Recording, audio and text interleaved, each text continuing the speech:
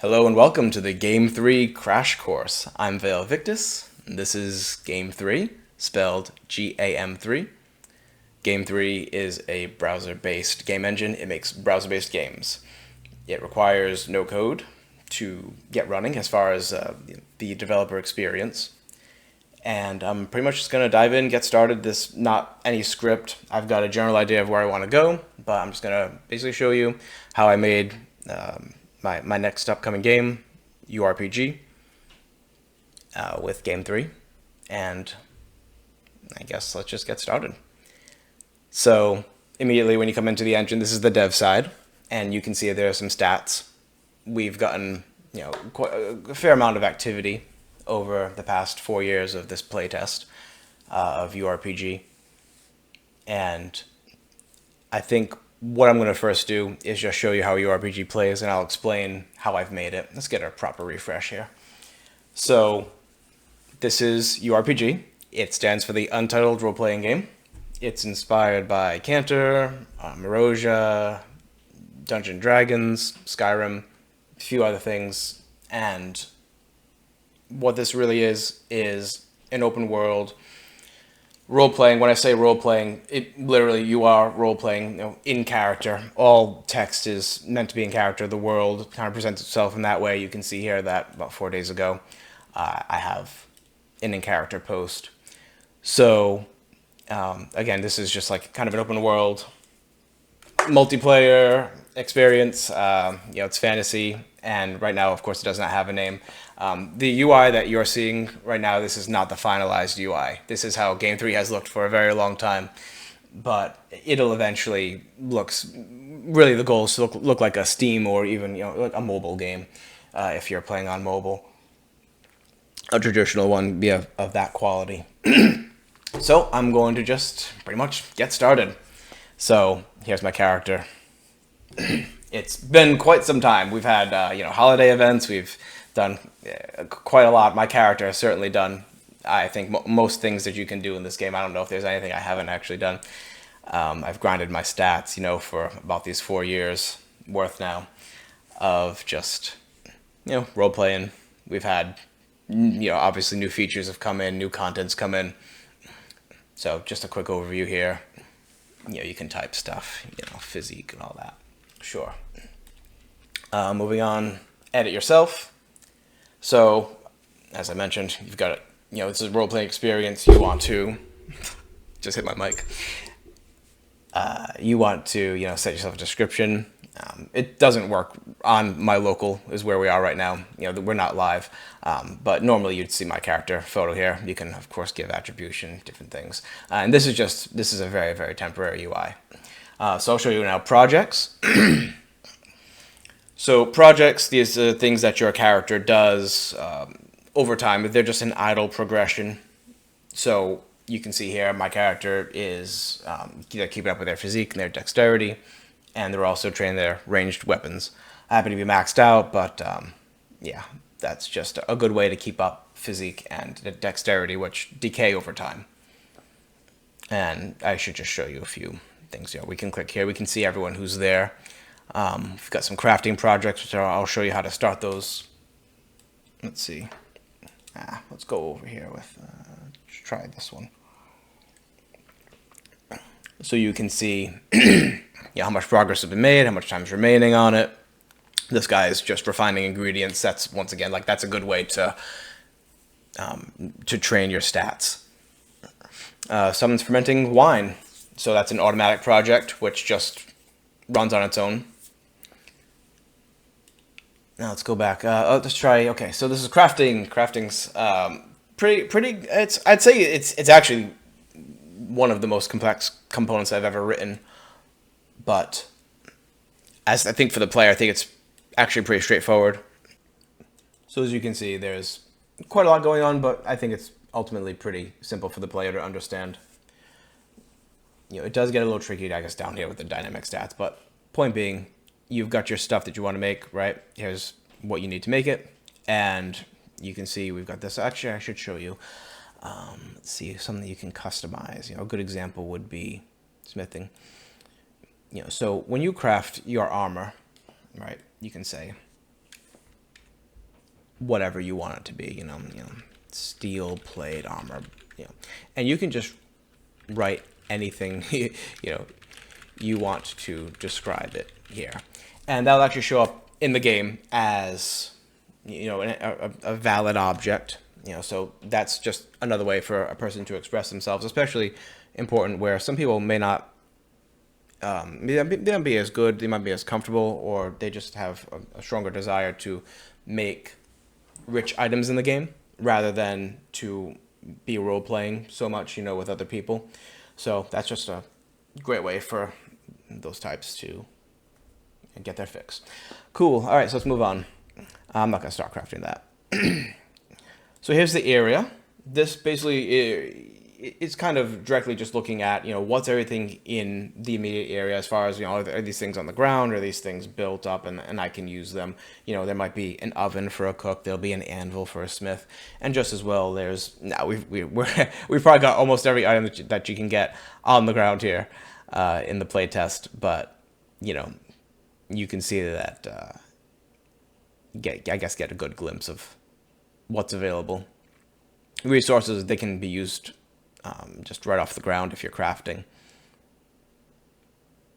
Yep, you see someone there, a good example, someone made this sword and gave it a custom name. Oh, you can steal it too. Yeah, so not only can you grab, but you can get a chance to steal it. You see this button just converts. You can cancel it. We're not going to be doing that right now. Similarly, it's the exact same UI, it's just your inventory. And so you can drop it. You could also place something down discreetly.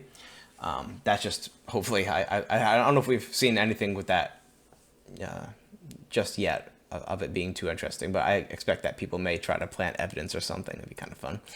And then finally we have this equipment.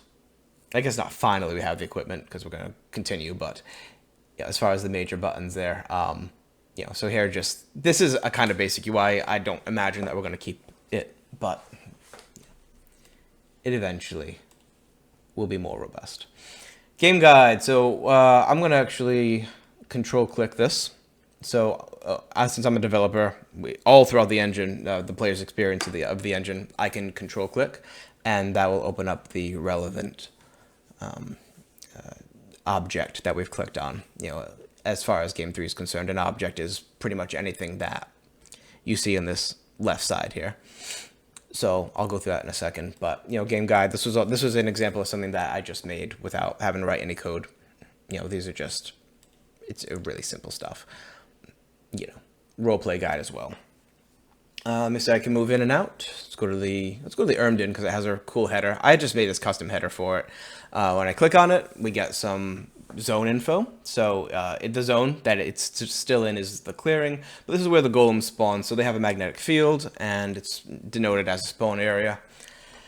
And I guess I should say the farmland that's coming up. We're not able to farm just yet, but that's coming up. And it's just, is it adequately hydrated? And what's the quality of it? Have people worked on it? Whatever. Hey, let's make a post really quick. Let's try this. No. Hello. Please don't use emojis. Hello, he waves. Sure, right. And that just fairly seamlessly goes in. And then this is good for people on mobile or people who just prefer asterisk RP, like Cantor, for example. So you might say, hello again, and it'll put quotes around it for you. We also support asterisk RP. Right. So let's see. All right. So let's click this right here. So we've got perks, magic, and carving. That's just because carving is an action that can be done wherever you go, as long as there's a corpse in the area, carcass in the area.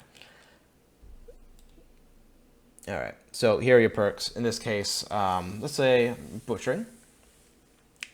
I've already chosen the cleave perk. This is actually a temporary UI as well. Even though this is what we call an event, it's event driven. It will eventually have its own special custom perk kind of UI, and I can explain that in a little bit. Cooking once you hit level 4. See, actually, unfortunately, that's why I want a better UI. That it would more easily show you, but we can actually just go to the perks over here if you ever wanted to see all the stuff you took. Anyway, we might do combat later. I'm not sure if that's really important because I'm ultimately trying to just show people what the developer experience is like, because we're going to have many developers in the future, as would be the hope. And then similarly, magic. I want to use magic because there will be, I don't know if the recording is going to do it, but I hope it will make the sound of burning. So if it didn't, that'll play a sound. I should probably just show that. I'll control click that and save it for later. But again, this was all no code. This was just stuff that I didn't have to go into the code itself and say, oh, I need to make fire magic, and now there's a fire magic, or a magic table in the database or something. It's nothing like that. So not only is Game 3 able to make content, manage that content, it can make entire mechanics, and it can do so fairly trivially. I've been able to do some really impressive things that have surprised me with how fast I've actually gotten them done. Even that magic menu, someone was like, they had a good idea for ice magic, and we didn't even have magic at the time, and I just went and made the magic menu, and then a few days later I think we had magic, or actually we might have even had it that same day, just because it's that easy. So I really want to show off hunting really quick. My character is very strong. I probably should have not chosen this weapon. Let's see if I have anything weaker on me. Oh, good, I have a training bow. All right, so of course you can select your weapon. I'm hunting an elk, and so this is just gives you a quick overview of you've got 5 turns remaining in this hunt. How far you are. That obviously will make it a little easier to hunt your quarry if you're closer. Difficulty, yeah, sure. All right, let's continue. So training bow, my guy's pretty damn strong. Even a training bow is going to take this thing out. But we can move in closer, and you can see that now I can strike with melee. And that you'll notice too that it's very fast. That's not just because of because being on my local machine. Game 3 is just very fast. It gets very smart with caching. So I'm not really paying much of a toll as far as the cost of just being on an engine. Much of it is cached. And I think that's it for now. I think I've given you a general idea of at least how this game plays. And now, let's get into the meat of it. And this is where I think it's going to be of most use for developers. So from my quick playthrough, I've got this, these 2 tabs open. We have the game guide, and then we've got burning wooden items. I do want to go through pretty much everything on this page, but first, let's just, I guess, give an overview quickly. So on the sidebar, we have quals. A qual is short for quality, and the reason I use that word is because this was actually inspired long ago, over a decade now, by a game engine called Story Nexus, which has, I think right now, well, I guess it has built many games now, but mostly it's just used for Fallen London, a very popular browser game. And so that just, at that time, I was really inspired by them. I didn't want to use the word quality because I don't think it really encompasses exactly everything that a qual can be. But quals are just stats. They describe anything about the world. They can describe anything about the player, where the player is in a story, things like that.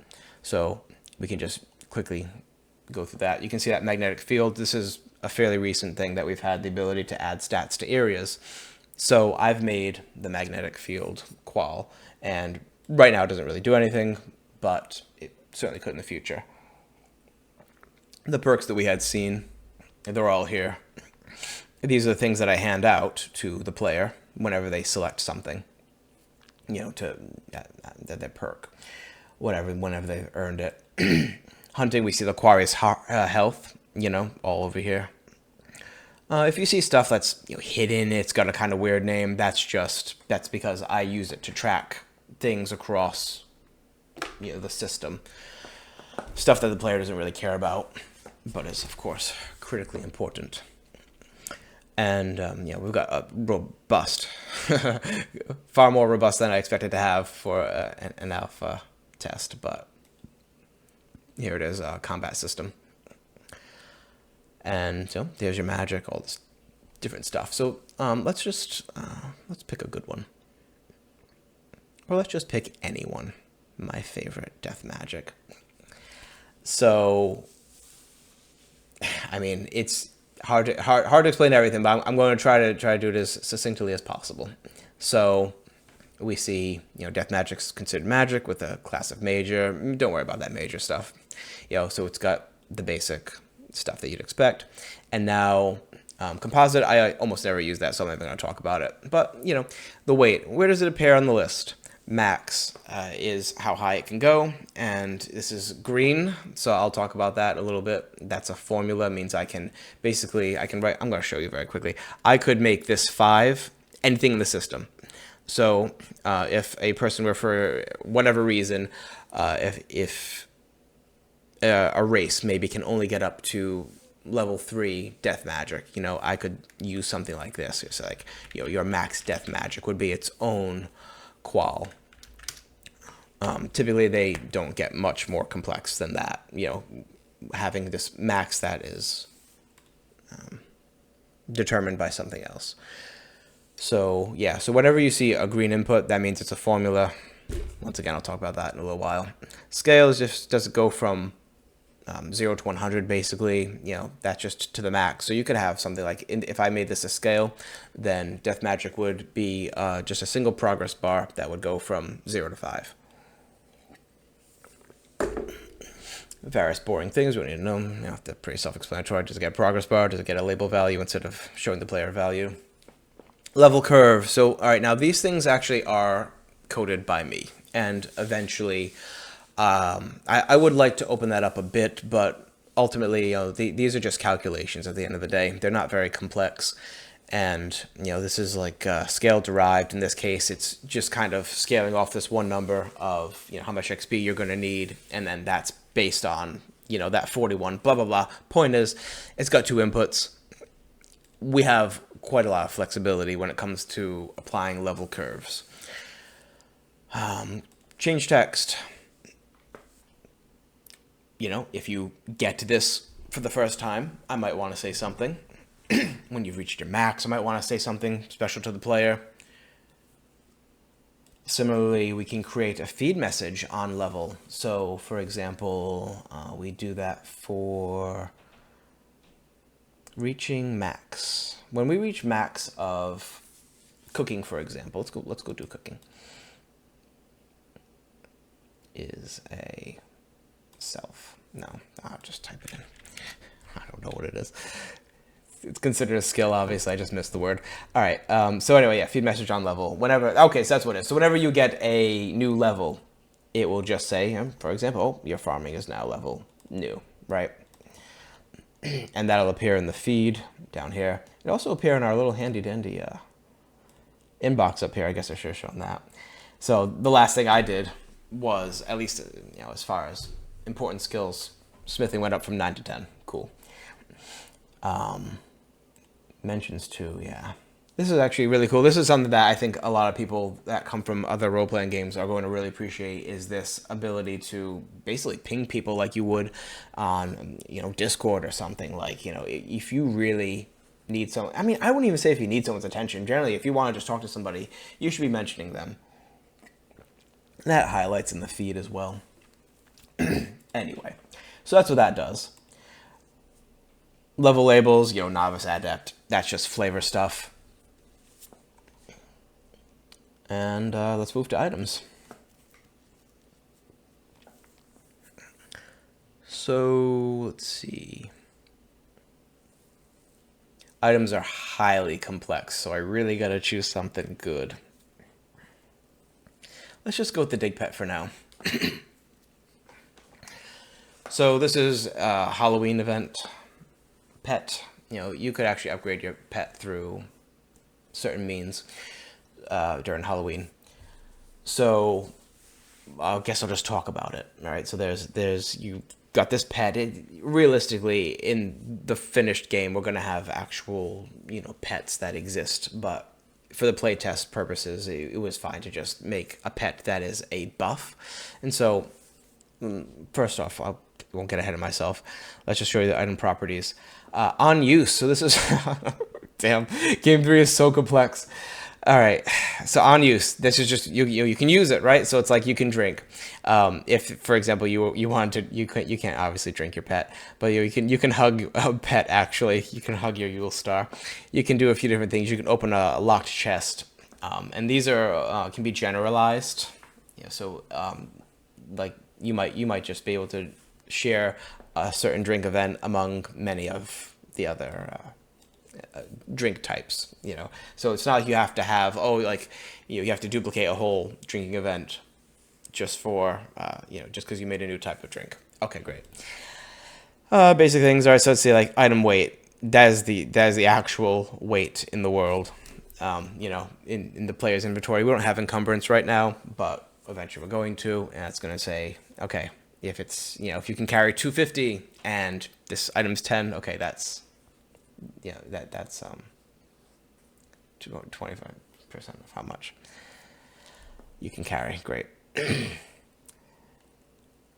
Cursed. Can't drop, can't unequip, don't drop. I think it's pretty explanatory.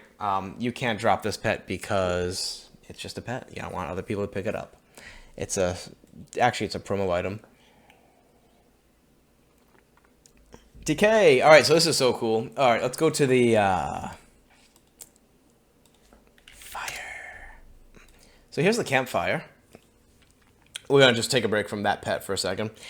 And so here's the campfire. Okay, so here's how the campfire works. So when you make it, it's required in the area for some things, to have some source of light and whatever. So you're gonna need a campfire to cook with stuff, to cook stuff with, and it doesn't make a lot of sense for you to make a campfire and then, of course, it's just going to burn forever. No, it's going to decay.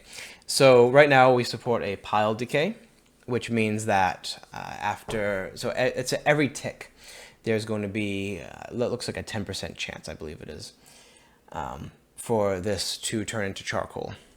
Okay. I mean, I don't know what else there is to say about that. Tick will come eventually. Tick is just, it's going to last for 5 ticks, and that's actually when it would not be a chance-based thing at that point. A tick, by the way, is every hour. They can be more frequent if your game requires it. And let's just go back. Okay, custom change text, just like quals. That's what they are. All right. Let me see if I can get an equip that isn't. Yeah, we just had armor. Go with my favorite, scale armor. So we can see that on the right. This is equipped in the body armor slot. And, here are the adjustments that it makes, right? Armor, dodge chance, -10. The tier, that's just the basic tier stuff. That's not too important right now. How do you craft it? Here it all is. Here's the recipe. If I were to null this out, it would all just disappear. 32 comes back. So not everything can be crafted, of course, but many things can in URPG. We've got this is a very robust system. So we've got it's manually crafted because it's a piece of armor. We don't just say craft; we say smith. This isn't if we ever need to. This is just multiples of things. So you could say, like for example, when you carve up an animal, well, I guess technically you butcher it. When you butcher it, you are not carving it, so it's all you get from it is the meat. Carving gives you more resources. Yeah, okay. Let's see. I'm really trying to keep this brief, but man, Game 3. By the way, Game 3 has been in development since January 2013, and it has seen many thousands of hours. This is how I make all my games, and it's not going to change. I'm not going to, not decide to use Game 3, even if I had to heavily mod it. So it's quite complex, and I'm just going to keep going. So see, material cost scales here, right? You're going to need your scales. That's a tag. That's a tag-based system. So, oh, I didn't even go. Did I just skip the tags? Literally, just skip the tags. All right, very quickly. You can describe things, right? So, let's see. Did I tag them? Nah, tag them. All right, that's the tier here. Let's go get a good example of a tag. Just look over here. Yeah, like strength potion, I guess. Infernal. No. Let's see. We have tags. Yeah, there it is. All right, cool. All right, God help me. All right, here's tags. So, when you drink your strength potion, you're going to see that it has 25 toxicity. This is already taking way longer than I thought. Let's see. Okay, so here's your strength potion, and you can see that the player. This is actually a player thing too that they understand. You see 25 toxicity. That means that you're going to get 25% toxicity. So you can only have a max of 50%. You can up that to 75% through perks. But it's kind of similar to The Witcher, where you could only drink so much potion, right? You can't just down 10 strength potions and then punch your hand through a wall, right? That's not going to happen. So how I control that is just actually through through this tag system. Even though you look at that and you just say like, well, it's just a simple tag on an item, right? But it actually is used right here in this event, drinking the strength potion. It's then used because I can query for it once again without writing anything, any code at all. I can query for it and use that value. So, okay, so that's the tag system. Back to crafting, things like material cost,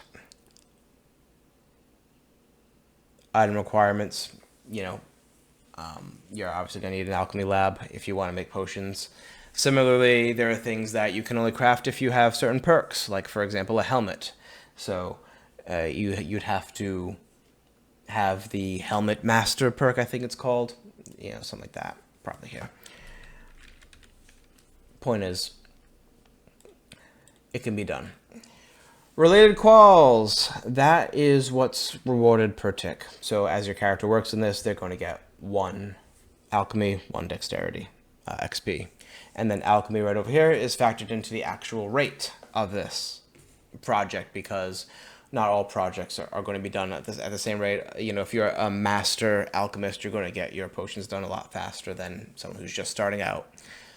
Dynamic output is where this gets really complex, but I'm not going to talk too much about that. Basically, the tier controls how much armor, for example, you get from this armor, which, of course, I'm not making armor. I'm not making the armor, but there it is. So the tier and then this actual armor qual adjustment, that's just a formula that I did have to write that in PHP, but generally the system, the whole system is no code required. Anyway, I think we're just about good on items. I have to get prepared for the event system explanation, because that's going to be pretty tough. All right, in the mine, you saw that we went into the mine.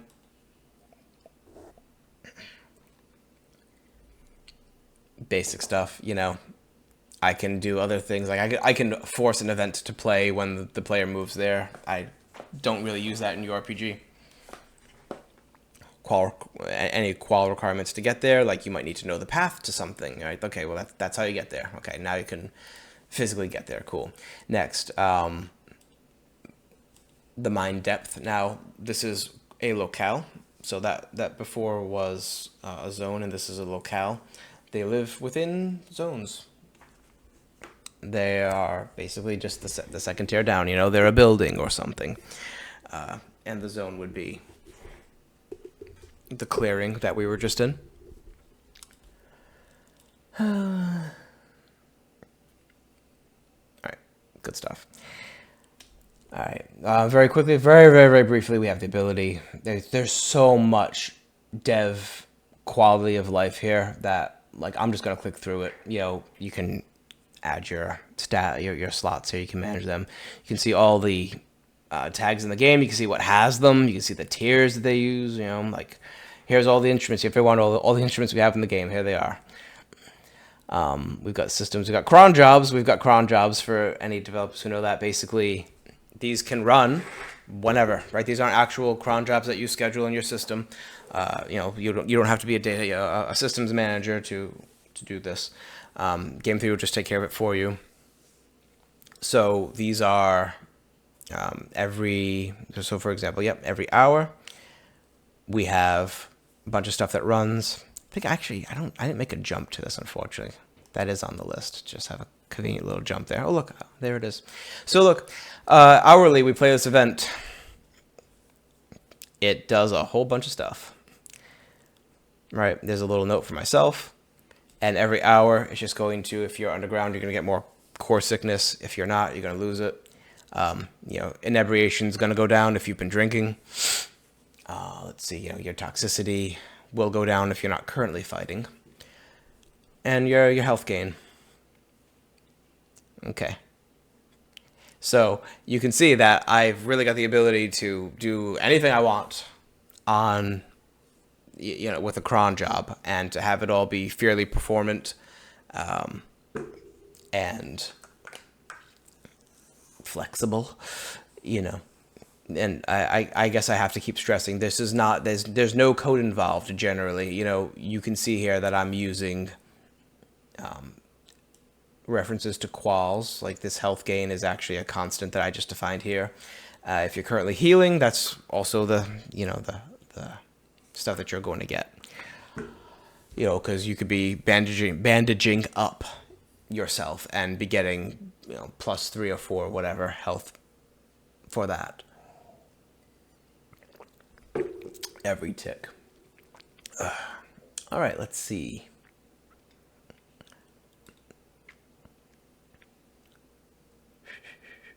Sure, system log. Why not? You know, shows you any changes that you've made recently. Text search for anything. Right? Anything you've ever written, fire. It even looks at sounds. Yeah, look at that. It can tell you the sounds that you've referenced. You know, this is why, I mean, like, I gotta say, the engine has at times driven me pretty crazy, but and it's been so much work, but the benefits are just insane. Like, I can make entire people's games with no code at all in rapid time. So let's see what else we've got. We can even do data extracts. I guess I could quickly show you just editing a player. It ain't pretty, but it gets the job done. You know, giving players items.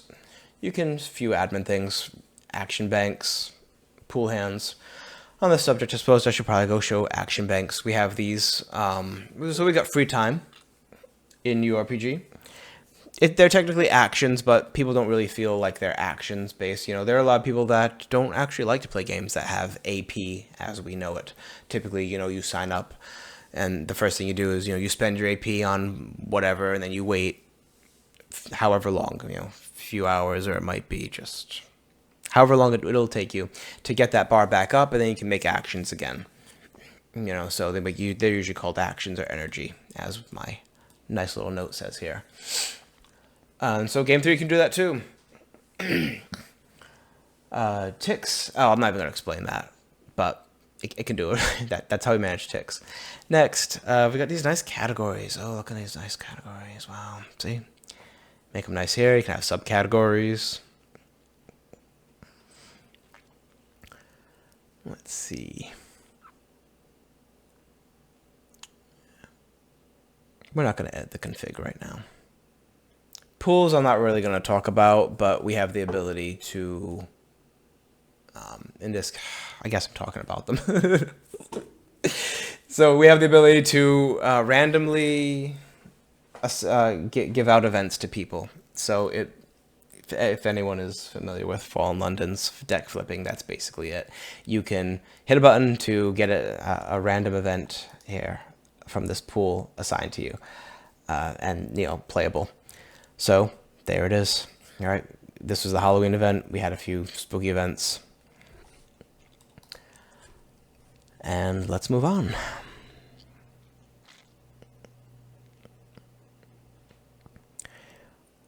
We can make maps, but we're not going to talk about maps right now. Actual maps that players can travel across. So now it is time for the event portion of the crash course. And here we have the event list. But I guess I should explain what an event is. So an event is pretty much anything that you can do as a developer and really as a player in the game. It's going to somehow be related to an event, if not an event. And it's massively complex. It is the most complex part of Game 3. And it's the ability to arbitrarily design mechanics. You can give simple. It can be very simple. Let's step through it like this. Something as simple as a guide, right? As you can see on the screen, very simple, how to play. We got some branches, and then it could be just really complex here, and then it can get crazy complex in the combat system, which I think I'll show right at the end. So back to the list, you see we've got events can live in zones. They can be in nowhere, which is typically where I put special functionality, system functionality, stuff that the player simply can't reach or see. You can see stuff that you can only do, for example, in the clearing in URPG right now. We can only go to the winter clearing by going to the clearing. We've got a train dummy there because that's just part of the courtyard. North of the clearing, I didn't actually go there in this crash course, but that's just another area that you can travel to. Maybe we'll go there. In the mine, that's where the combat goes. I should have mentioned that all projects are events, because once again, pretty much everything in any sort of functionality in Game 3 is an event. Let me get something. We'll get something pretty straightforward, actually. We'll just say Mindstone is an event.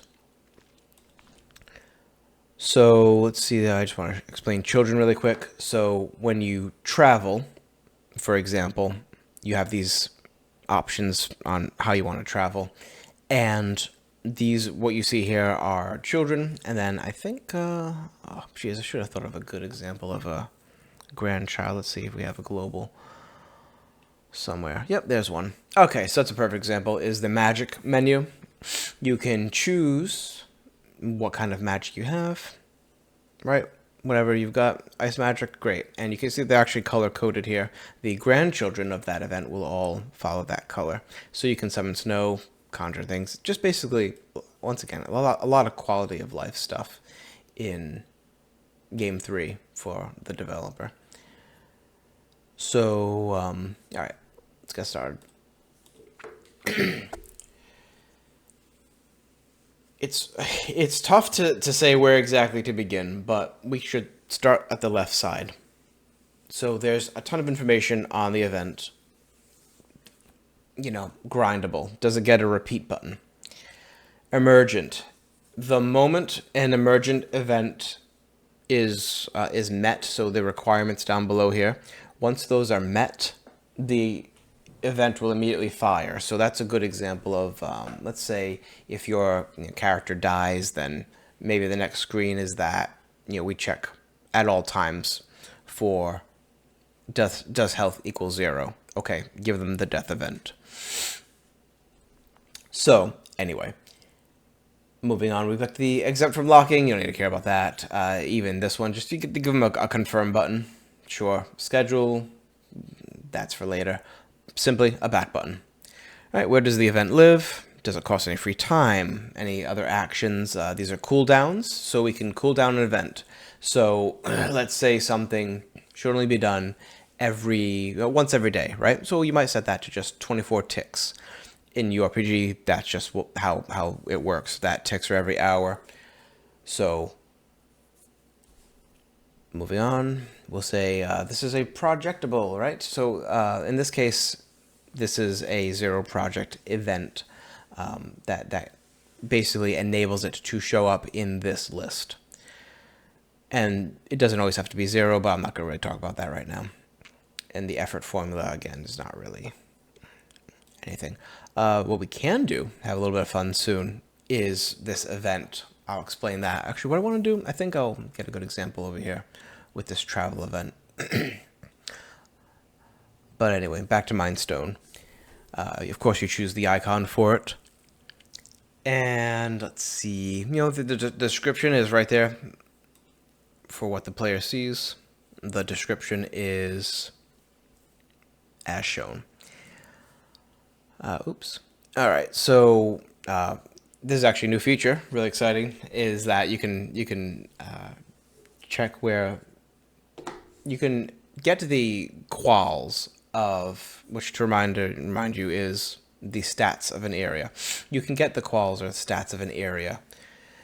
In this case, it's saying this player can mine stone as long as their biome is 1.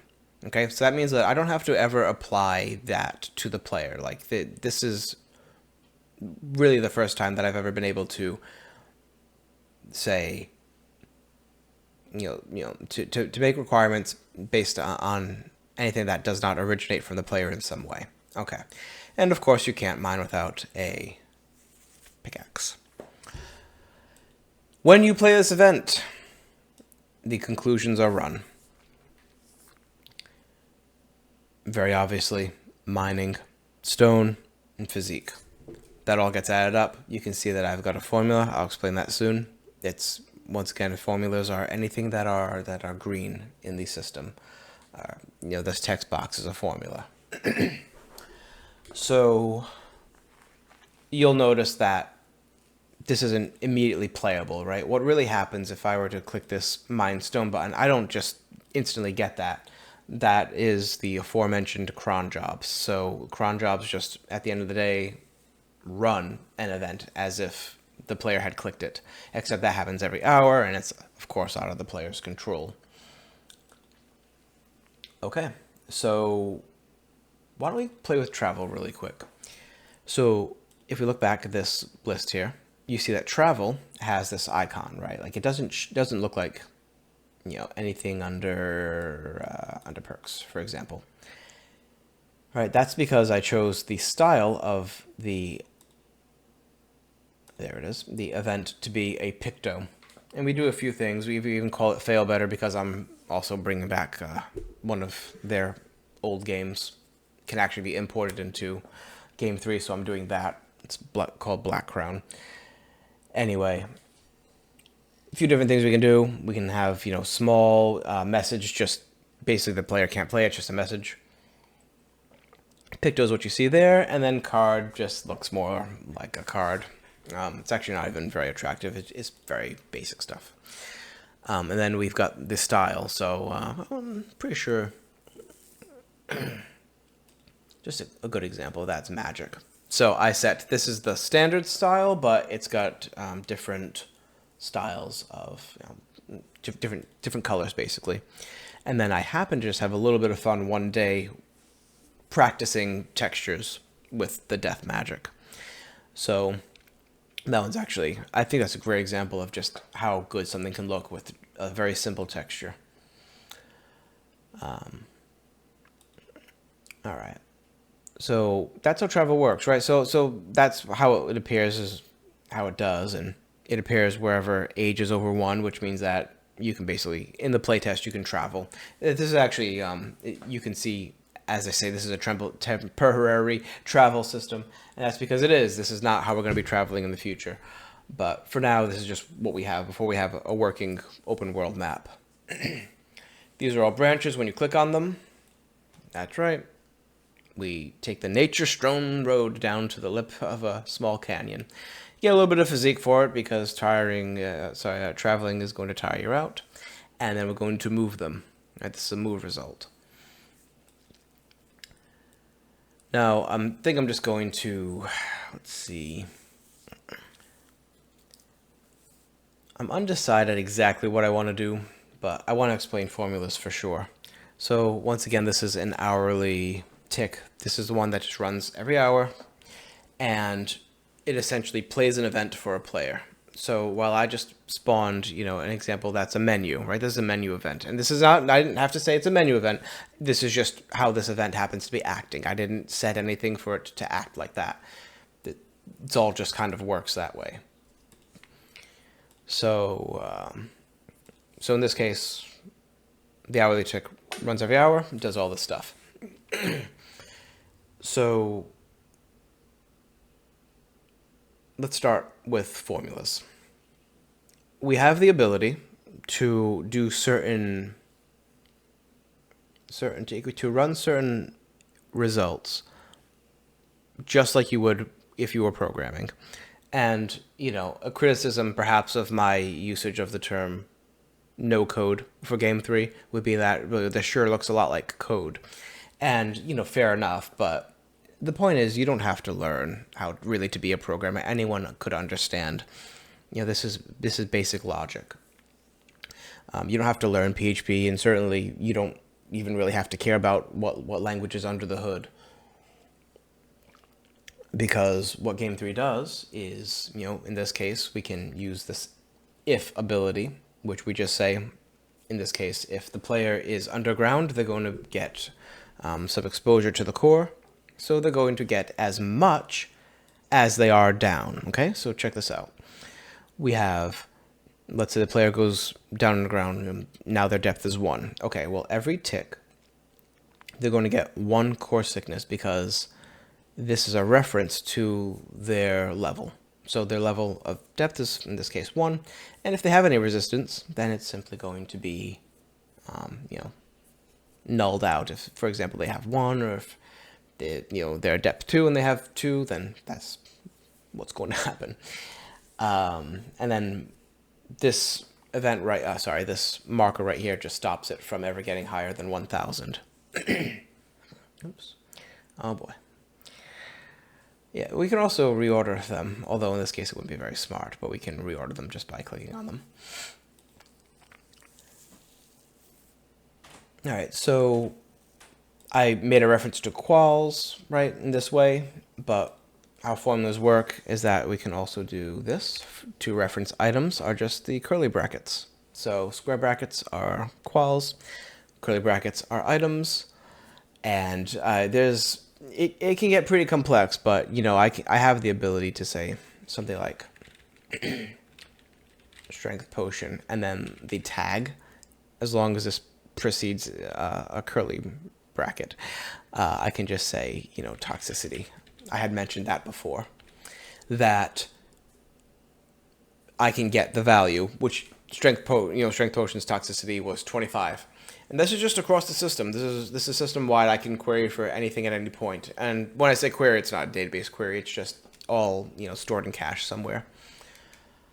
And which really, at the end of the day, it's quite remarkable that Game 3 runs so fast. But that's because of just really smart caching and really really hyper performant little functions here and there that make it work as well as it does. Okay, cool. Additionally, you can see that I'm just, it says in this case it's the inventory. That's just because the player had to make, I had to make core sickness an item that's known as a buff.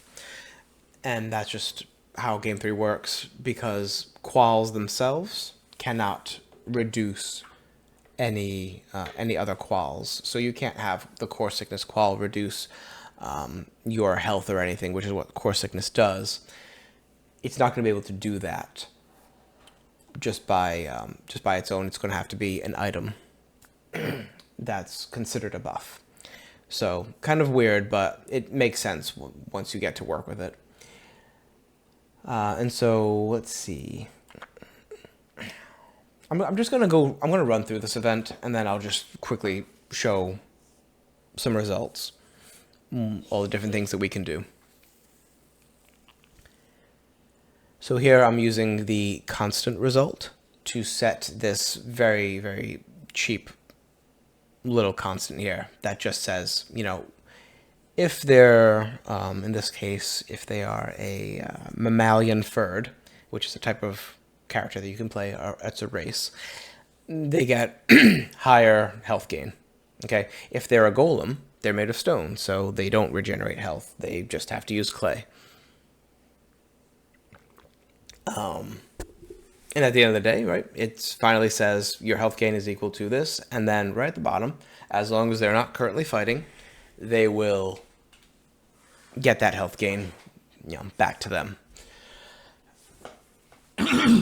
So let's see. Toxicity, I had mentioned that. Pretty straightforward. Inebriation if you've been drinking. Okay. Moving on to burn wood items. So check this out. Yeah. Here's a good example. So why don't we go back? I have to reset myself, so I'll just go do that really quick. Because my cooldown's going to need to be reset to burn wood. I'll go magic. Go over here. So here's burn wooden items. It has 3 requirements. That your fire magic must be 1 or over. So the player doesn't see that because we have this little mask icon clicked. The requirement will not be shown to the player, but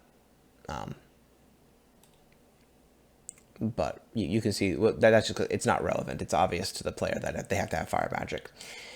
So here's what happens. We've got this oak wood here, right? In this case, I'm getting ahead of myself. Let me explain. So right now I'm asking for anything in the player's inventory that is burnable. In that case, it's just going to be wood for the playtest.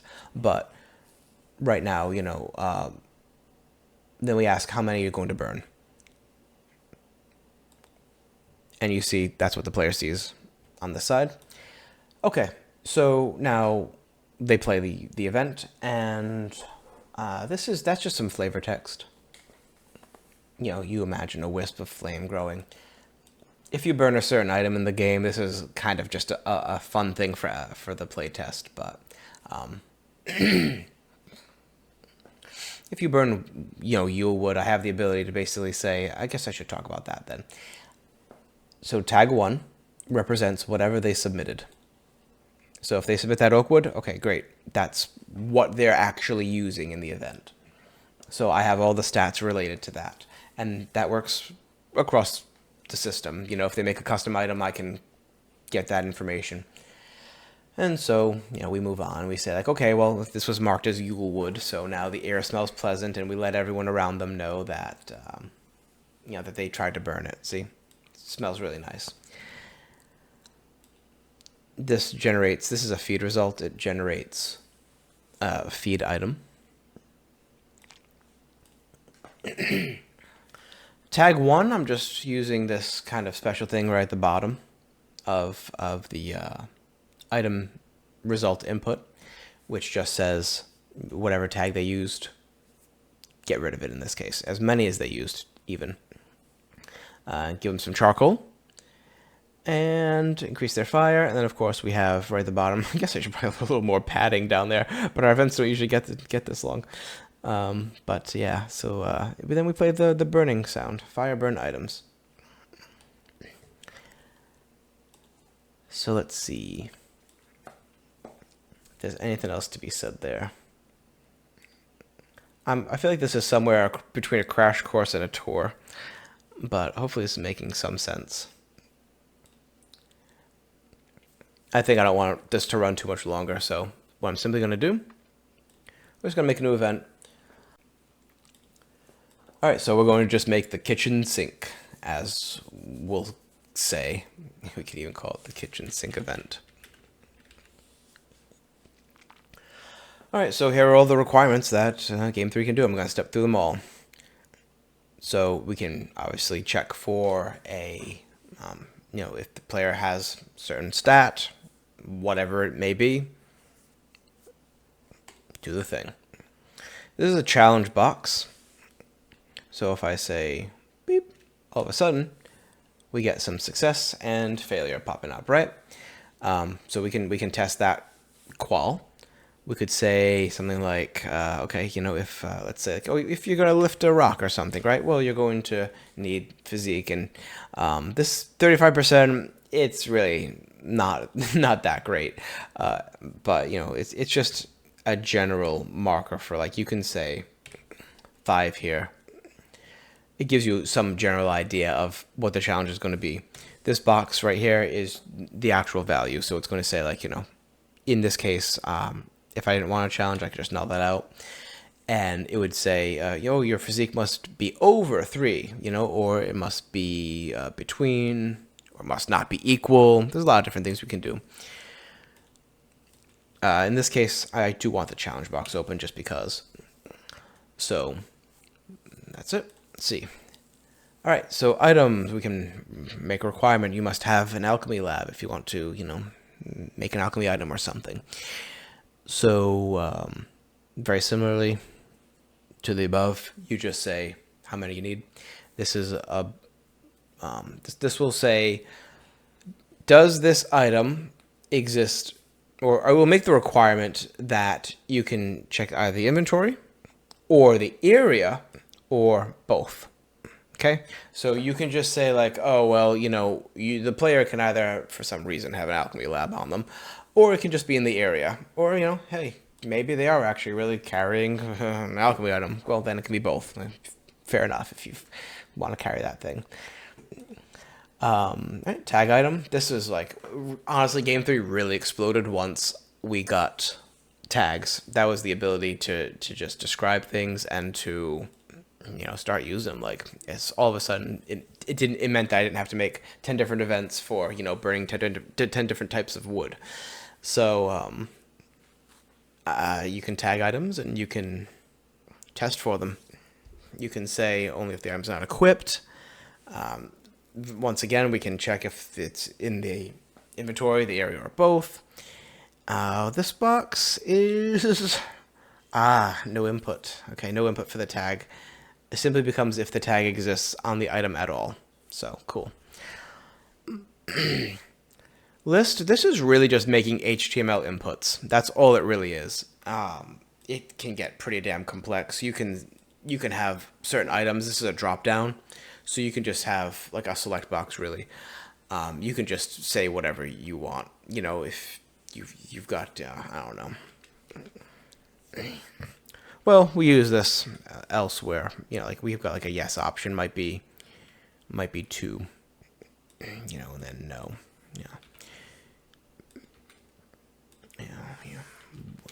Want to enlist in the army or something, whatever. And then that response could be carried through.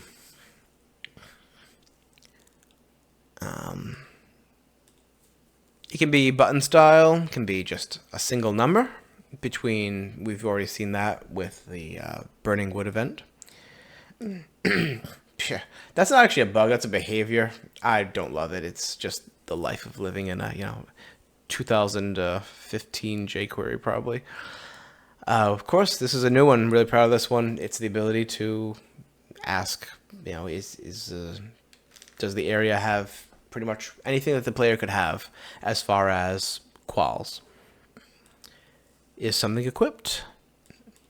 In this game, yeah, I guess we have quite a few equips. I pretty much never use this, but it's there. Time is fun. I use time mostly for entering events, holiday events. So, for example, the game's just hard-coded to open up for Halloween every, I think it's the 17th. From the 17th to the 31st, from 0 to midnight. That's what you do. Just a date picker. Nothing too fancy. Social is actually half made. It's not really. It may be what I end up doing for targeting in the future. But that's the ability to target other players. So it was in a weird place because I was really inspired by things I shouldn't have been back in the day, things that just wasted my time. But what you would do is you would get the player's name, anyone who added you. You could then do social actions with them, and I mean, not much to say. You could use their stats and stuff. So qual. This is the conclusions, right? So in this case, we have a challenge just because we're testing, and let's say, I mean, I don't know. It's pretty damn self-explanatory. This is a cap. Can't be raised or lowered if you're adding or subtracting. By the way, Game 3 is very hoverable. It self-documents everywhere. I can't even say that there are spots where it doesn't happen. I'm always really good about making sure that you don't have to read this mountain of documentation in order to understand the engine or watch a very long crash course video. Item, we can give the player items. We can put it in their current area or the entire zone or the locale that they're in, whatever. I think that's really it. Text is right here. Simply text. Hello. If we hit this H, it'll become a header. Just a big ol' header. Similar to how Fail Better, Fall in London, do their headers. They always have results with headers. This you don't really have to worry too much about, but it just saves processing if I don't really need to do it, which I typically don't have to. But we do have the ability to use quals, so if I ever wanted to say, I don't know how many alchemy labs you have, right? I could just say that, and I'd have to click that button. Feeds are pretty dang complex. I don't know if I need to go into all of it, but right here, we can generate feed messages. Most of what you see is generated by the system, but in this case, successfully hunting in the area is actually decided by an event. So that's actually spawned by an event. And so it's green, right? So cool. Let's back over here. Oh, that's because it can have all sorts of styles. Actually, kind of sucky that it doesn't have. I think it has it on edit. Point is, styles. Filters. This is cool. You can make it so that only people who have who meet certain requirements can see it. So, for example, I use that in if your character has dream magic, then you can sense when other people are dreaming. So that's and dreams are how you get magic in URPG. So that's how I use that to filter. It's simply something along the lines of dream magic 1, something like that. Tags, they're helpful for me. Nah, I'm not going to talk about them. All right. You can say player's current area, the whole tile itself, others, or global, which will of course make all players in the game, as we can see there at the bottom. Comes with an icon if you want it. Target is new, and Target does not currently work, but it will, I guess, this week. Where this is crazy exciting that I'm even reaching this point, but it's the ability to actually change the context of what this event is even doing. So in this case, of course, the default is what Game 3 has always done, which is just your own player. But what's going to eventually happen is that we're going to be able to say current zone, and then every hour, the hourly tick, if you may improve the farmland. And when you do that, that will actually increase farmland. Oops, oh, come on. Right there. Farmland quality. So then you'd do that, and if you, I don't know, if you wanted to, you'd just switch back to the player's context, and now anything that happened while the target was switched would actually not even happen to that player, but be saved later for the event. For the area. Move doesn't get more straightforward than this. Move them. Scheduling. URPG doesn't see a lot of scheduling, but I mostly just use it to send them back to the parent event. So that's what I do. Const, if you say, hi, right?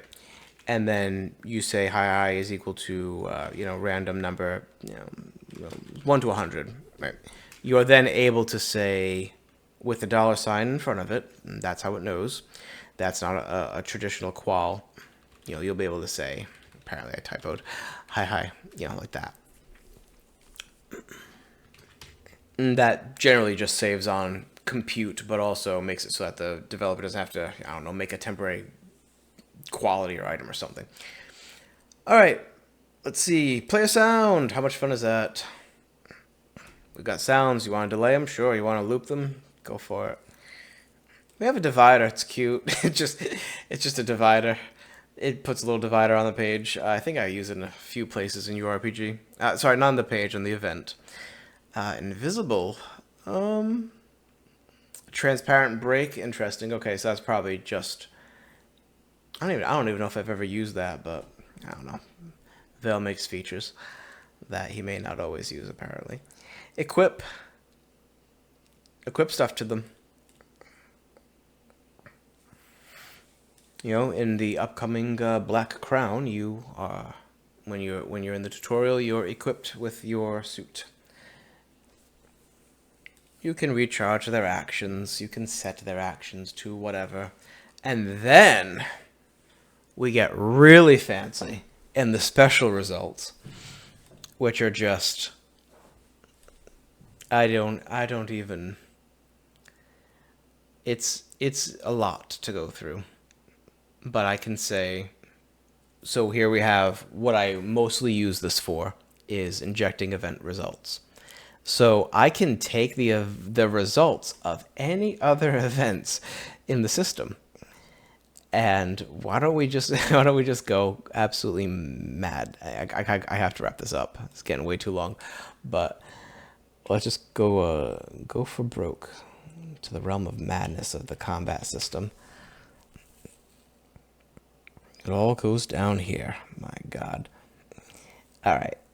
So once the player enters combat, we have not seen. I'm not going to go through a demo right now for it, but let's just say you're going to do an unarmed attack.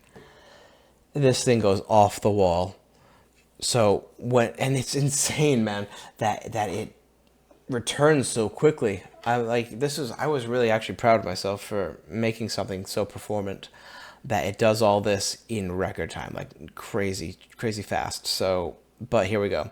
So let's say you have a successful attack, right? You can see a good example of the challenge, by the way. Down here is just some special stuff I have. Impaired vision, if you are currently impaired, if you've got, like for example, some areas have, it's just dark. It's just dark, so it's hard to see.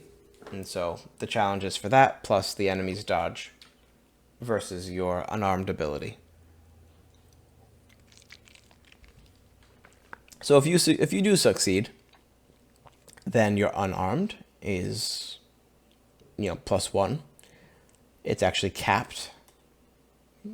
It's actually capped at their enemy difficulty, so you can't just go grind up to level 10 on the easy enemies. The damage it does is a combat formula. This is a good example of where I chose in this case to just dip into PHP because I'm the developer. I'm going to do that. You don't necessarily have to always do that, but I dipped into PHP just to make it easier for myself. And you can see that that's got some combat formula stuff in there. It's just a PHP function at the end of the day. I guess I should have explained that. All formulas really do is convert to PHP code at the end of the day. It's actually, bum bum bum, an eval. Thunder crackles. And evals are typically very bad practice, but for what I'm doing, like as long as I can trust the input, and which I can because I'm the developer, and you should be able to trust anyone in your system doing these things. So it actually just runs straight PHP code.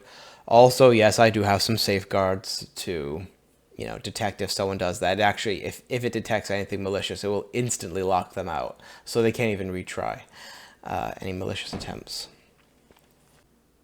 To reduce enemy health, you see that we have this use of a constant here, which is defined right there.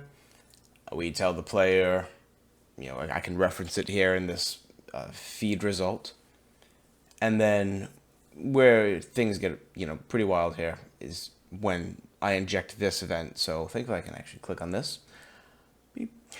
And this is you can see this page is really got a lot of stuff going on.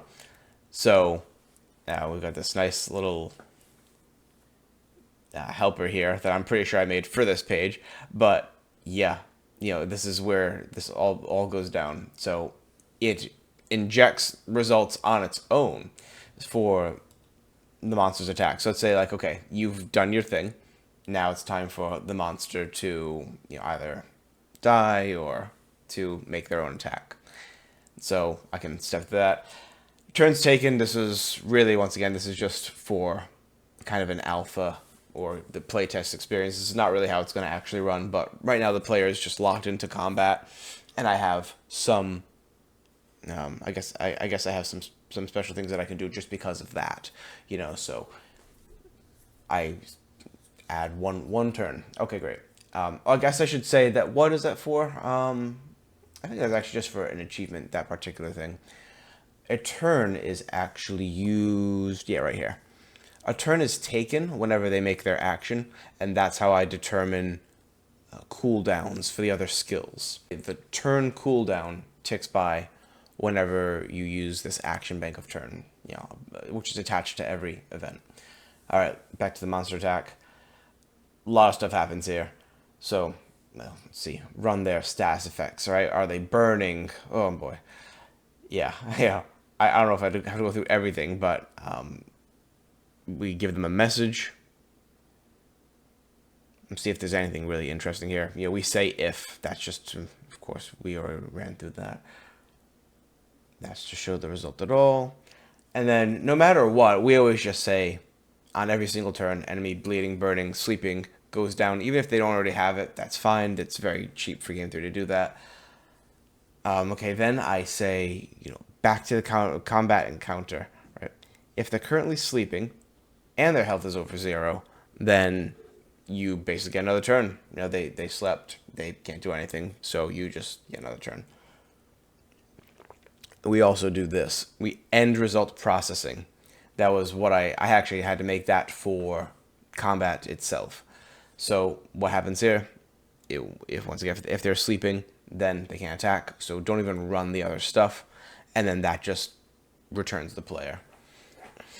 Similarly, you see that if we ever say enemy health is 0, that's going to be the result of the damage that they took, and also any damage from the status effects. Rallying, that's something if your character is you don't just die when your health hits 0. You have a chance to get out of what I call a downed state. So that just says if they're over 100, then they get their health back. You see, I referenced their max health to give them. I set them to 25% of their max health whenever they rally, but they can only do it once. I think we'll quickly just go through the charger here. So this is the charger's attack itself. It's a pretty weak monster. It actually can even trip over itself. So let's take a look at that. Let's see, its attack. Let me see. How's it to determine that? Okay. Yep. So there's just a scale of 1 to 100, and we say, oh, is their attack, under 40? Okay, then this is the attack that they do.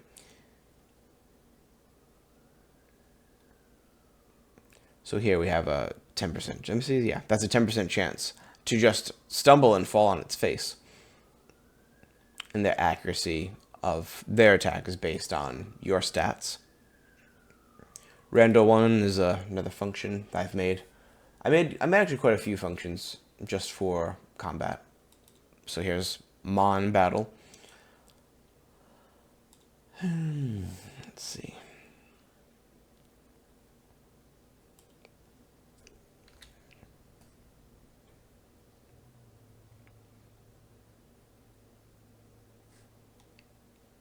Sure. Okay, so then now what we say here is health equals 0, and if they've already downed and they have already rallied, or they recently rallied, okay, great. They're dead. We'll take a look at that. And so much happens when you die. It's definitely a lot going on, but this is more just because of how the system works right now. It's not going to really reflect the open world combat of URPG's final version. So, does all the stuff. And then finally, we give this message, which the grade form of player slowly floats down. Someone recently did that in the playtest right here.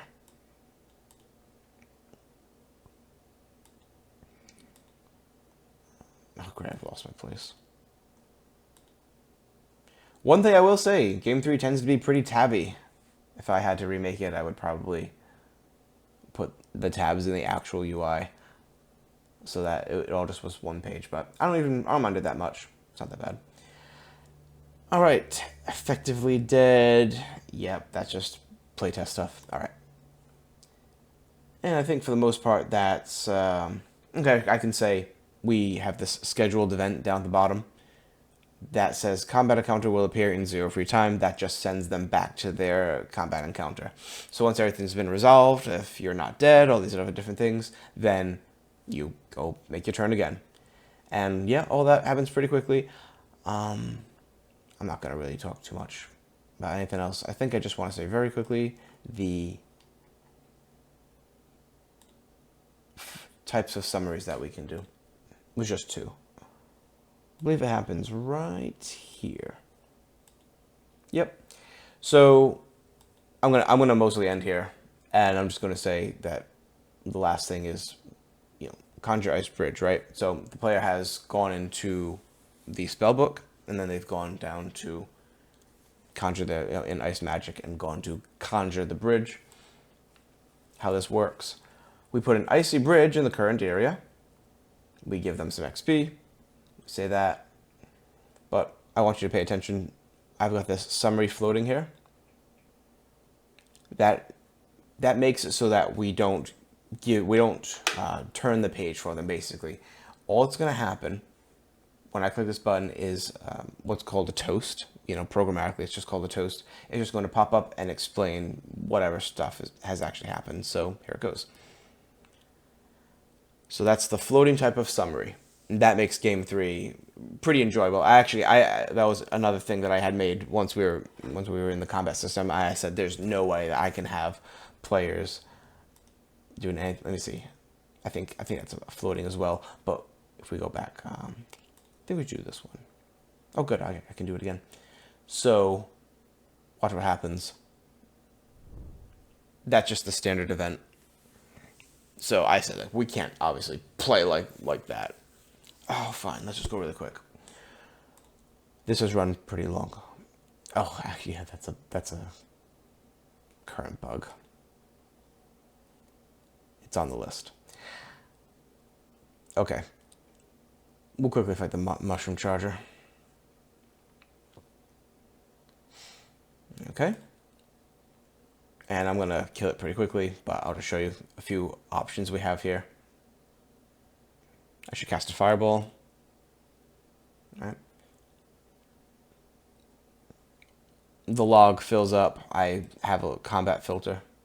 I had mentioned that there were tags for feeds, and that is really how I use it here. I say that not everyone wants to get all this information on combat. So it's actually a hard-coded thing that I've made just for... Oh, I don't even know if it's that hard-coded. You can... Game 3 does have the ability for the player, for the developer to configure certain parts of it. I just exposed a configuration file. In fact, Game 3 is quite configurable. I'm not going to go through that though, but we have the ability to do quite a lot of things, not only from the UI that you've seen, but there's a bunch of flags, and you can turn off entire systems and features through a configuration file. All right, so let's kill this thing and then move on. Simply that, the fight is over. You saw it was very fast, very performant, and that's just about it. I think I'm gonna wrap up here. It's been a pretty long video. I made this primarily for one of my developers that's signed on recently, just to give an overview of how Game 3 works. It's one day I will have to sit down and really write a script and show everything, but we're also still in very active development, so maybe once most of the development is done in the engine, I'll sit down and do that. Well, thanks for watching.